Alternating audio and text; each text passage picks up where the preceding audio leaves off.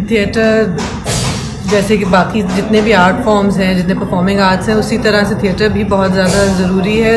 इसमें एक ये है कि सिर्फ वो आके आपको एंटरटेन नहीं करता, आपको सोचने पे भी आमादा करता है। और आपके सामने जीते जागते लोग होते हैं जो कि आपको एक कहानी सुना रहे होते हैं, आप उन कैरेक्टर्स के साथ आइडेंटिफाई करते हैं, आप उनकी तरह सोचने पे भी आमादा होते हैं और एक्चुअली आप अपनी ज़िंदगी से भी उसको जोड़ते हैं और देखते हैं कि किस तरह से वो मेरे ऊपर अप्लाई करता है, कि मेरे कुछ इस तरह की सोच थी या कोई एटीट्यूड्स थे जो कि मैंने पहले नहीं इसे इन्वेस्टिगेट किए थे, लेकिन क्योंकि इन कैरेक्टर्स के ऊपर ये गुजर रही है, मैं उनके साथ आइडेंटिफाई कर रही हूँ, तो ऑडियंस भी इश्यूज़ को बहुत बेहतर, ऑलमोस्ट एज इफ उनकी अपनी कहानी हो, इस तरह से फिर उनके साथ वो जीती है। मुझे लगता है उसकी एक तो ये बहुत ज़्यादा एक इम्पोर्टेंस है।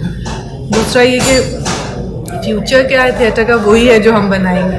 वैसे तो हम हर जगह हर वक्त थिएटर कर रहे होते हैं, शादी ब्याह होते हैं, चाहे 6 लोग दोस्त अहबाब मिलते हैं, फैमिली वाले मिलते हैं, हम जिस तरह से एक दूसरे को कहानियाँ सुनाते हैं वो भी थिएटर ही होता है। उस पर ज़रूरी नहीं कि टिकट लगा हो, या मोहल्लों में, यूनिवर्सिटीज़ कॉलेजेस में हम लोग हर वक्त सुना रहे होते हैं, नकलें कर रहे होते हैं एक दूसरे की कहानियाँ, जिस तरह से हम ड्रामेटाइज करके या एक्ट आउट करके बताते हैं। That's all theatre. सो ये नहीं हमें समझना चाहिए कोई ऐसी चीज़ है जो कि बहुत दूर है हमसे या हमारी पहुंच में नहीं है। वो हमारे अंदर है और हम हर वक्त उसको लिव कर रहे होते हैं।